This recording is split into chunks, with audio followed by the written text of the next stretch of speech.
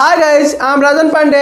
जैसा कि आप लोग जानते हैं कि आज का हम लोग का टॉपिक है नई शिक्षा नीति 2020, न्यू एजुकेशन पॉलिसी 2020। ठीक है, आज हम जानेंगे कि नई शिक्षा नीति क्या है, कब से लागू होगी, इसका सिलेबस क्या होगा, इससे कौन कौन से फायदे हैं, क्या इससे कोई नुकसान भी है इत्यादि। इसके बारे में हम लोग विश्लेषण करेंगे। और जैसा कि आप लोग जानते हैं कि अब तक जो हमारे देश में शिक्षा नीति चल रही है वो है 10+2 का। 10+2 का थोड़ा सा अर्थ जान ले। 10+2 का 10 का अर्थ है कि पहला क्लास से लेकर 10वां क्लास तक, ठीक है। और ISC मतलब IE में इंटरमीडिएट में जो 2 वर्ष पढ़ते हैं वो 10+2 कहलाता है। तो अब तक हमारे देश में यही शिक्षा नीति चल रही है, ठीक है। पहला क्लास से 10वां तक और फिर 2 क्लास इंटरमीडिएट का। लेकिन नई शिक्षा नीति में इस 10+2 को बदलकर 5+3+3+4 कर दिया गया है, ठीक है। तो हम सबसे पहले यही जानेंगे कि 5+3+3+4 क्या है, उसके बाद से जानेंगे कब लागू होगी, ठीक है। एक एक करके आज काफ़ी गहराई में इसको हम स्टडी करेंगे। तो चले अब 5+3+3+4 क्या है एक सरल भाषा में समझते हैं, ठीक है।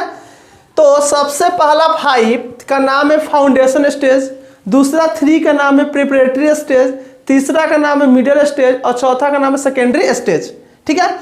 जब अपने बच्चे का आप शुरू में नाम लिखवाइएगा तो शुरू में जो 5 वर्ष पढ़ेगा उसको हम लोग कहेंगे फाउंडेशन स्टेज, ठीक है। शुरू में साथ में आपका बच्चा का नाम 3 वर्ष से लेके 8 वर्ष तक लड़का फाउंडेशन स्टेज में रहेगा।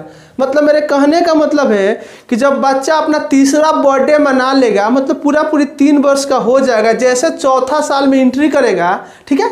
तो चौथा साल, 5वां, 6ठा, 7वां और 8वां, ये 5 साल होते हैं। 5 साल बच्चा आपका फाउंडेशन स्टेज में रहेगा, ठीक है। मतलब 3 साल आपके साथ रहेगा, जैसे ही चौथे साल में एंट्री करेगा, चौथा साल, 5वां, 6ठा, 7वां और 8वां साल, ठीक है, वह रहेगा फाउंडेशन स्टेज में। अब फाउंडेशन स्टेज को भी 2 भागों में बांट दिया गया है। इस 5 साल को 2 भागों में बांट दिया गया है। पहला का नाम है प्री प्राइमरी स्कूल और दूसरा का नाम है क्लास 1 क्लास 2। अब देखें, प्री प्राइमरी स्कूल जो है वो 3 वर्ष के लिए है। यह 5 साल को 2 भागों में बांटा गया है। पहला प्री प्राइमरी है 3 वर्ष का है, ठीक है। तो 3 वर्ष आपका बच्चा स्कूल जाएगा, ठीक है, लेकिन इसमें पढ़ाई नहीं होगी। बच्चा जैसा घर पे रहता है, अपने दोस्तों के साथ खेलता कूदता है, वही काम वो जाके स्कूल में करेगा, ठीक है। जाएगा स्कूल में अपने दोस्तों के साथ खेलेगा कूदेगा, अपना मनपसंद काम करेगा, रंगोली करेगा, पेंटिंग करेगा, तोड़ फोड़ करेगा।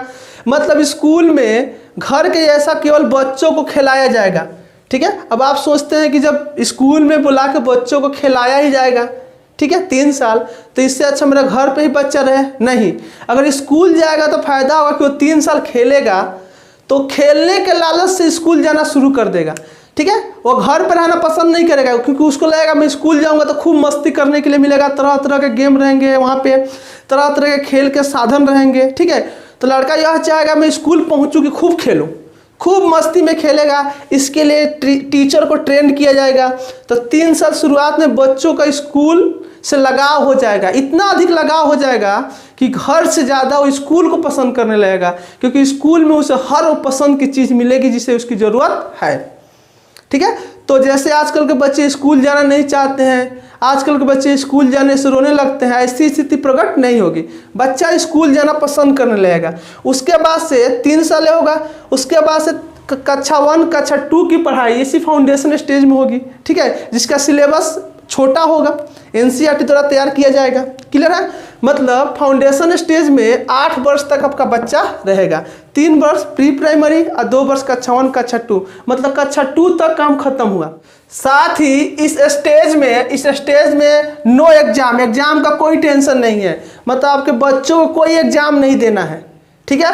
तो जब एग्जाम ही नहीं देना है तो बच्चा का फेल होने का कोई चांस नहीं बनता है, तुरंत तो अगले स्टेज में घुस जाएगा, क्योंकि इधर एग्जाम का कोई बीमारी नहीं है। तो जब अगला स्टेज में जाएगा तो ये स्टेज आपका 3 ईयर का होगा। कितने ईयर का होगा? 3 ईयर का अगला स्टेज है, और इसका नाम है प्रीपरेटरी स्टेज। इसमें आपका बच्चा 8 वर्ष से 11 वर्ष तक रहेगा, ठीक है। जब मतलब आपका बच्चा 8 वर्ष का हो जाएगा, मतलब 8वां बर्थडे मना लेगा, 9वें ईयर में एंट्री करेगा, ठीक है। 8वां बर्थडे मना लेगा तो 9वां वर्ष 10वां वर्ष और 11वां वर्ष। यह 3 वर्ष जो है 8वें बर्थडे मना लेगा 9वां वर्ष, 10वां वर्ष 11वें वर्ष में, यह रहेगा प्रीपरेटरी स्टेज में। इसमें कक्षा 2 तक तो इधर हम लोग पढ़ चुके हैं, इसमें कक्षा 3, 4 और 5 की पढ़ाई होगी। कक्षा 3, कक्षा 4, कक्षा 5 की पढ़ाई होगी। इसमें बच्चा को मैथ, साइंस, आर्ट्स और ह्यूमैनिटी जैसे सब्जेक्ट से परिचय कराया जाएगा। साथ ही इस स्टेज में बच्चे को अपने रीजनल लैंग्वेज में पढ़ाया जाएगा। मतलब आपका बच्चा बंगाली पढ़ना चाहते हैं तो बंगाली में पढ़ सकता है, पंजाब का है तो पंजाबी में पढ़ सकता है, ठीक है, बिहार का आपका बच्चा है तो भोजपुरी में पढ़ सकता है, या आपका जो नेशनल लैंग्वेज हिंदी है उसमें बच्चा पढ़ सकता है। शॉर्ट में बता दूं तो इसमें लैंग्वेज का कोई बैरियर नहीं है। आपका बच्चा जिस लैंग्वेज में पढ़ना चाहता है पढ़ाई कर सकता है। पहले क्या था हमारे सीबीएसई स्कूल में कि बच्चा को अंग्रेजी आए चाहे नहीं आए उसे अंग्रेजी में ही पढ़ना पड़ता था, लेकिन अब ऐसा कोई बात नहीं है। भले हम सीबीएसई स्कूल में हम हिंदी में पढ़ना चाहें तो हिंदी में पढ़ सकते हैं। इंग्लिश का बैरियर हटा दिया गया है। आपके मनपसंद लैंग्वेज में बच्चा की पढ़ाई करा सकते हैं आप लोग, ठीक है। साथ में यहाँ से एग्जाम क्या हो जाएगा, शुरू हो जाएगा, ठीक है। और उसके बाद से इसमें इंग्लिश कंपल्सरी है नहीं है, ठीक है। आप चाहें तो अंग्रेजी ले सकते हैं, नहीं चाहें तो नहीं ले सकते, इसका कोई भी बैरियर नहीं है, ठीक है। तो यह 3 वर्ष का है। उसके बाद जो स्टेज पार करते हैं तो भी 3 वर्ष का है। और इस स्टेज में, ठीक है, इस मिडिल स्टेज इसका नाम है, क्या नाम है, मिडिल स्टेज। इसमें बच्चा 11 वर्ष से 14 वर्ष तक रहेगा, ठीक है। जब का बालक, ठीक है, 11 वर्ष से 14 वर्ष तक रहने का मतलब 11वां बर्थडे मना लेगा, 12वां साल, 13वां साल और 14वां साल, ठीक है। जब आपका बच्चा 12 साल का हो जाएगा, 13 साल का हो जाएगा, 14 साल का हो जाएगा, तो 12 साल, 13 साल, 14 साल वो मिडिल स्टेज में गुजारेगा, ठीक है। मिडिल स्टेज में क्या है, इसमें वो क्लास 6वीं, 7वीं और 8वीं की पढ़ाई करेगा, ठीक है। इसमें भी उसको मैथ, साइंस और आर्ट्स दिया जाएगा। साथ में एक इंडियन लैंग्वेज को उसको चुनना पड़ेगा जो पसंद करता है, ठीक है। मैं बार बार बोल दिया अंग्रेजी कोई कंपल्सरी नहीं है, चाहे तो ले सकता है, नहीं चाहे तो कोई ज़रूरत नहीं है, ठीक है।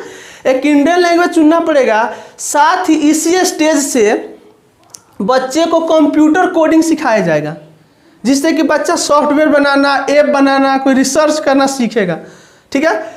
इससे फ़ायदा होगा कि बचपन से ही बच्चे को ऐसा स्किल दिया जाएगा जिससे फ्यूचर में कोई एक डिपार्टमेंट में काफ़ी महान काम कर सके, ठीक है। जबकि इसके पहले ऐसे शिक्षा की पॉलिसी नहीं थी, ठीक है। उसके बाद से बच्चा को एक प्रोफेशनल कोर्स के लिए भी प्रेरित किया जाएगा। प्रोफेशनल कोर्स जो बच्चा चाहे, जैसे कोई बच्चा चाह रहा है पेंटिंग का काम करना तो उसको भी कर सकता है, सिंगिंग भी कर सकता है, सिलाई कर सकता है, बढ़ई का काम, धोबी का काम, माने जो काम बच्चा को पसंद है एक प्रोफेशनल कार्य यहाँ पे करेगा। इससे क्या फ़ायदा होगा कि बचपन से ही किसी एक सब्जेक्ट में, किसी एक कार्य में बच्चा एक्सपर्ट हो जाएगा, और जब बड़ा हो जाएगा तो उसी में महारत हासिल कर लेगा और उसमें वो काफ़ी आगे बढ़ जाएगा। अब तक क्या है कि 12वीं तक जो पढ़ना हो पढ़ो, उसके बाद कुछ सोचो। लेकिन अब क्या है कि आपके बच्चे को 6ठी क्लास से ही कि फ्यूचर में उसे क्या करना है, ठीक है, उसके लिए तैयार किया जाएगा, ठीक है। तो इसी को बोलते हैं प्रोफेशनल कोर्स। वो जो चाहे वो कर सकता है, उसके मर्जी पर निर्भर करता है, ठीक है। उसके बाद से अगला स्टेज जो होगा वो भी 4 साल का होगा और इसका नाम है सेकेंडरी स्टेज। इसमें आपका बच्चा 14 वर्ष से लेकर 18 वर्ष तक रहेगा। मतलब कब तक, 14 वर्ष, मतलब 14वां बर्थडे मना लेगा तो 15, 16, 17 और 18, ठीक है। जब आपका विद्यार्थी 18 वर्ष तक जो रहेगा उसे बोलेंगे सेकेंडरी स्टेज। इसमें वो किस क्लास की पढ़ाई करेगा, 9वीं, 10वीं, 11वीं और 12वीं, 4 क्लास की पढ़ाई करेगा इस 4 साल में। साथ में जो हम लोग 10वीं में बोर्ड दिया करते थे वो बोर्ड खत्म हो जाएगा, सीधे 12वीं में बोर्ड हो जाएगा। 10वीं का बोर्ड खत्म हो जाएगा, सीधे 12वीं में बोर्ड हो जाएगा। और इस 4 साल में 8 सेमेस्टर होंगे, मतलब हर 6 महीना के बाद एग्जाम होगा। हर 6 महीना के बाद क्या होगा, एग्जाम होगा। साथ में इसमें नो स्ट्रीम का मतलब समझ ले, जैसे पहले क्या होता था कि हम लोग 9वीं 10वीं में सभी विद्यार्थी को सेम सब्जेक्ट पढ़ना पड़ता था, ठीक है। अभी तो पढ़ता है, अभी चालू हो जाएगा तब जाकर नहीं पढ़ना पड़ेगा, ठीक है। तो सब लोग इतिहास भूगोल में सब लोग सेम सब्जेक्ट पढ़ता है। लेकिन इसमें क्या है, जब नई शिक्षा नीति लागू हो जाएगा तो इस स्टेज में क्या है, आप 9वीं से ही अपने मनपसंद सब्जेक्ट चुन सकते हैं। अब हम लोग कहाँ चुनते थे, इंटर में चुनते थे, इंटर में चुनते थे। और अभी इंटर में ही 3 स्ट्रीम थे, ना तो साइंस लीजिए, नहीं तो आर्ट्स लीजिए, नहीं तो कॉमर्स लीजिए। लेकिन अब ऐसा कोई बात नहीं है, ठीक है। आपके पास सब्जेक्ट जितने भी होते हैं उसका एक लिस्ट रहेगा, उसमें से आप देखें कि एनसीईआरटी कितने सब्जेक्ट को पढ़ने के लिए अलाउ करता है। जैसे मान लीजिए आपको एनसीईआरटी अलाउ कर रहा है कि 5 सब्जेक्ट आपको कोई पढ़ना है, 5 सब्जेक्ट कोई पढ़ना है, और लिस्ट में मान लीजिए 100 सब्जेक्ट हैं, तो आप इस 100 विषयों में से कोई भी 5 विषय सुन सकते हैं। जैसे मान किया तो आप मैथ सुन सकते हैं, उधर आर्ट्स से मन किया तो इतिहास सुन सकते हैं, कॉमर्स से मन किया तो अकाउंटिंग सुन सकते हैं, ठीक है। मतलब जो आपको मन करे 5 सब्जेक्ट चुन सकते हैं। ऐसा 5 ही नहीं, अब एनसीईआरटी बताएगा जब सिलेबस आ जाएगा 5 सब्जेक्ट पढ़ना है कि 6 सब्जेक्ट पढ़ना है, ठीक है। हम समझाने के लिए उदाहरण लिए। पहले क्या था, आईएससी में कोई या तो साइंस चुनेगा, या तो आर्ट्स चुनेगा, या तो कॉमर्स चुनेगा, ठीक है। जो साइंस चुनेगा उसको इतिहास लेने का कोई हक नहीं है। लेकिन अब ऐसा कोई बात नहीं है, ठीक है। अब आप अपने मनपसंद के सब्जेक्ट चुन सकते हैं। एक साइंस से उठा लें, एक आर्ट्स से उठा लें, एक कॉमर्स से उठा लें, सभी के सभी क्या है मान्य। एक संगीत ले लें, सभी के सभी इसमें क्या है मान्य है, ठीक है। और साथ में 9वीं से ही अपने सब्जेक्ट का चुनाव करना है, 9वीं क्लास से ही। पहले इंटरमीडिएट में चुनाव करना होता था, अब 9वीं क्लास में ही अपने फेवरेट सब्जेक्ट को चुन ले, जो जो आपको अच्छा लगता है, ठीक है। अब देखिए, जैसे मैं शॉर्ट में समझाया, जैसे 100 सब्जेक्ट हैं, अब मैं अनुमान लगा रहा हूँ, सब 100 सब्जेक्ट है। एनसीईआरटी बोला है कि आपको 5 सब्जेक्ट की पढ़ाई करना है, तो मनपसंद चुनाव कर लें। मैथ चुने, इतिहास चुने, अकाउंटिंग चुने, जो मन करे वो चुने, ठीक है। अब ऐसा कुछ नहीं है कि साइंस चुनेंगे, मैथ चुनेंगे तो फिजिक्स चुनना जरूरी है, ऐसा कुछ नहीं है। पहले क्या था साइंस में कि मैथ चुनेंगे तो फिजिक्स केमिस्ट्री चुनना जरूरी था, लेकिन अब ऐसा कुछ बात नहीं है। भले हम मैथ चुन लिए, उधर से इतिहास चुन सकते हैं, भूगोल चुन सकते हैं, अकाउंटिंग चुन सकते हैं। तो ये टोटल निर्भर करता है आप पर, ठीक है। तो उसके बाद से इसमें 8 सेमेस्टर में एग्जाम होगा।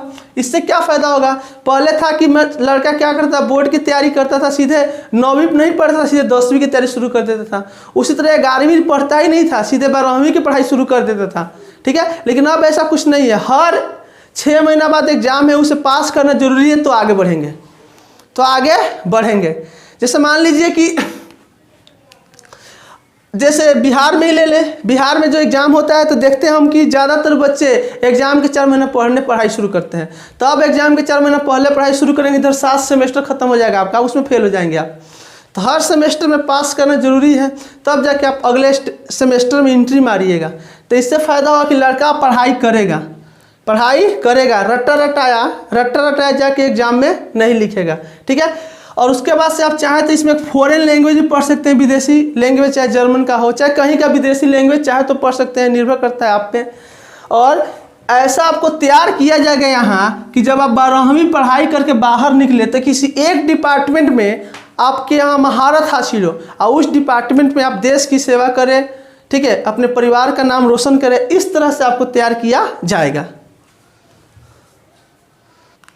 हाँ, जहाँ तक ग्रेजुएशन का सवाल है उसे अब 4 वर्ष का कर दिया गया है, जब पहले 3 वर्ष का था, ठीक है।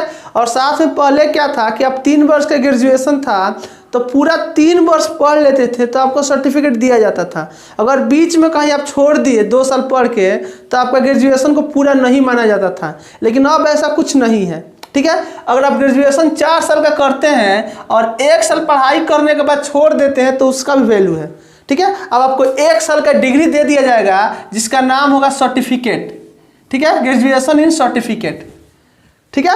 किसी कारण से आप 2 साल पढ़ाई करके छोड़ देते हैं तो भी उसका डिग्री दिया जाएगा। 2 साल अगर आप ग्रेजुएशन किए हैं तो आपको एक सर्टिफिकेट दिया जाएगा जिसका नाम होगा डिप्लोमा, ठीक है, डिप्लोमा किए हैं। उसी तरह से आप अगर 3 साल ग्रेजुएशन कर लेते हैं, 3 साल ग्रेजुएशन कर लेते हैं तो आपको एक सर्टिफिकेट दिया जाएगा इसका नाम होगा डिग्री। अब यहाँ से जॉब करने के लायक हो जाएंगे, आप जॉब कर लेंगे। जॉब करना हो तो आपको 3 साल का ग्रेजुएशन करना पड़ेगा। लेकिन कोई चाहता है कि 4 साल का ग्रेजुएशन करें, तो 4 साल का ग्रेजुएशन वही करेगा जिसको रिसर्च डिपार्टमेंट में जाना है, क्योंकि रिसर्च के लिए तो बचपन से ही तैयार किया जाएगा। तो जो जॉब नहीं करना चाहता है, रिसर्च में जाना चाहता है, वो 4 साल का ग्रेजुएशन करेगा, ठीक है। और साथ में मैं बोल ही दिया हूँ कि पहले जैसा ऐसा नहीं है कि 1 साल 2 साल करके छोड़ दिए तो ख़त्म हो गया आपका, फिर शुरू से नाम लिखवाइए, ऐसा कुछ नहीं है। इसमें है कि आप री एंट्री भी कर सकते हैं। जैसे मान लीजिए कि आप 2 साल ग्रेजुएशन किए, ठीक है, 2 साल का आपने सर्टिफिकेट ले लिया डिप्लोमा, तब तक आपको किसी कारण से 5 साल पढ़ाई नहीं कर सके, 5 साल आपका पढ़ाई छूट गया, फिर आप 6ठे साल में गए तो मन कर रहा है पढ़ने का, तो जब आप एडमिशन कराइएगा तो फिर तीसरे साल में आपका एडमिशन हो जाएगा वहीं से, मतलब 2 साल का पढ़ाई आपका बेकार नहीं जाएगा। लेकिन अभी क्या है, अभी जो हम लोग का शिक्षा नीति है, ठीक है, इसमें क्या है कि अगर आप ग्रेजुएशन बीच में छोड़ दिए तो आपका पूरा समय बर्बाद हो जाता था, ठीक है। लेकिन नई शिक्षा नीति लागू हो जाएगी तो ऐसा कुछ नहीं होगा, ठीक है। जैसे मान लीजिए कि आप 1 साल पढ़े, किसी कारण से आपका पढ़ाई छूट गया, फिर 10 साल के बाद आपको मन किया कि नहीं हमें पढ़ना चाहिए, तो फिर 1 साल के बाद दूसरे साल में आपका क्या हो जाएगा, री एंट्री हो जाएगा। तो यह बहुत बढ़िया हुआ। उसके बाद ग्रेजुएशन के बाद होता है पोस्ट ग्रेजुएट, ठीक है। और साथ में एक बात और समझ में, इसमें BA, BSc, M.Com इस सब का पेड़ खत्म हो जाएगा, वैल्यू सबको कहा जाएगा कि ग्रेजुएट है। उसी तरह इसमें MA, MSc, M.Com का भी वैल्यू खत्म हो जाएगा, सबको कहा जाएगा कि पोस्ट ग्रेजुएट है। उसी तरह उसमें IA, ISc, I.Com का वैल्यू खत्म हो जाएगा, सबको कहा जाएगा कि इंटरमीडिएट है, ठीक है। तो इसमें देखा पोस्ट ग्रेजुएट भी 2 साल का है चाहे 1 साल का है, और 2 साल का पोस्ट ग्रेजुएट वो आदमी करेगा, ठीक है, जो ग्रेजुएट 3 साल का किया है। मतलब अगर आप ग्रेजुएट में 3 साल के हैं तो पोस्ट ग्रेजुएट आपको 2 साल करना पड़ेगा, ठीक है। अगर आप ग्रेजुएट में 4 साल के हैं, 4 साल वाले ग्रेजुएट किए हैं, तो पोस्ट ग्रेजुएट आपको 1 साल वाला करना पड़ेगा, ठीक है। इस आप लोग याद रखेंगे।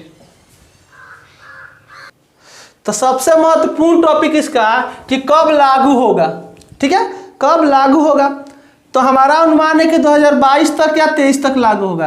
क्यों का जवाब है कि मान लीजिए कि अगर पास हो गया बिल, लागू भी हो गया, तो उसके बाद इन सब व्यवस्था में कम से कम सरकार को कितना भी फास्ट करे तो 12 महीना से 15 महीना के बीच लग जाएगा। एक कौन व्यवस्था है, सबसे पहले तो इसके लिए टीचर को ट्रेनिंग किया जाएगा।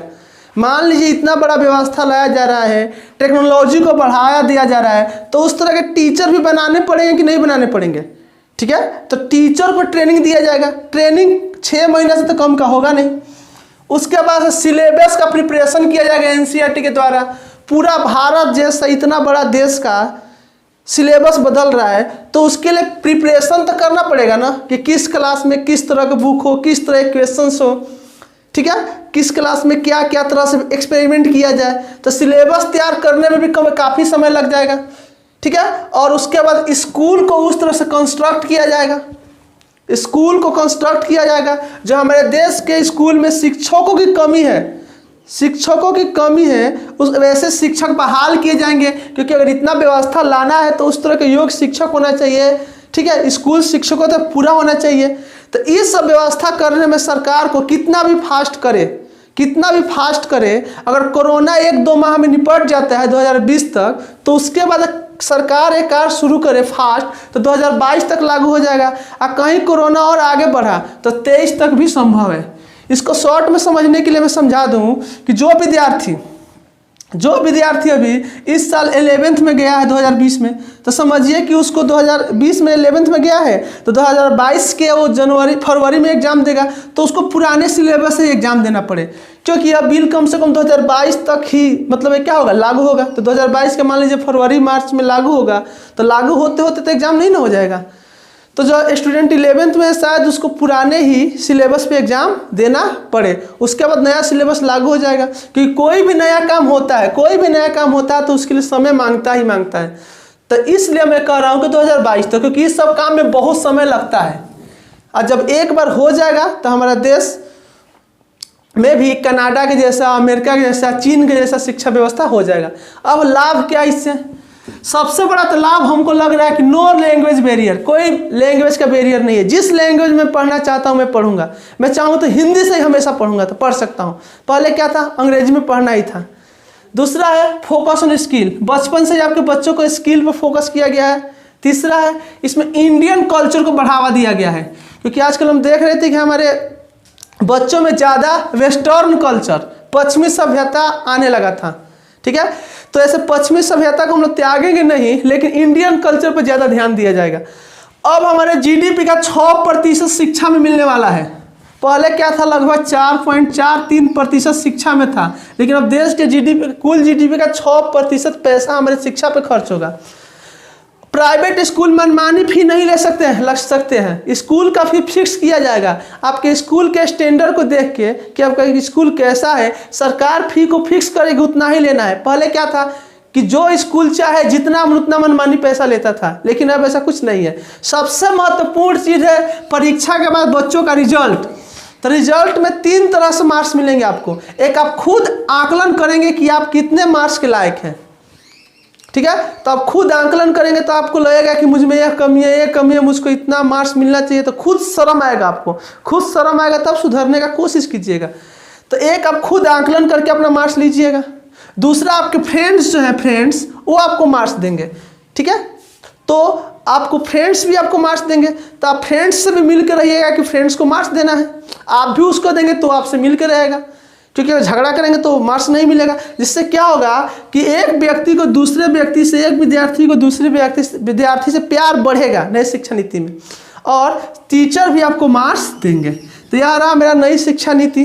अब देखिए कि यह कब तक आता है, भगवान करे कि जल्दी 2022 तक ही आ जाए, ठीक है, जो कि हमको हमारे देश से इसका प्रगति शुरू हो जाएगा, ठीक है। अगर आपको यह वीडियो बहुत अच्छा लगा, बहुत अच्छा, तो प्लीज़ अभी का भी लाइक का बटन दबाएं और ज़्यादा से ज़्यादा अपने दोस्तों के पास शेयर करें, जिससे कि देश का सबसे महत्वपूर्ण टॉपिक हर व्यक्ति एक सरल भाषा में समझ सके। थैंक्स।